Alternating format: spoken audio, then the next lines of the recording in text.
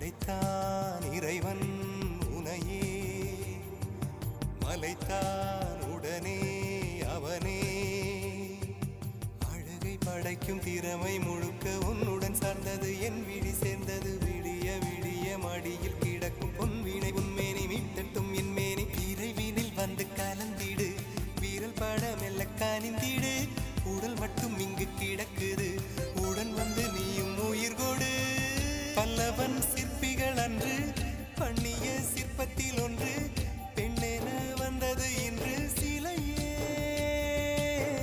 பல்லவன் சிற்பிகள் அன்று பண்ணிய சிற்பத்தில் ஒன்று, பெண்ணே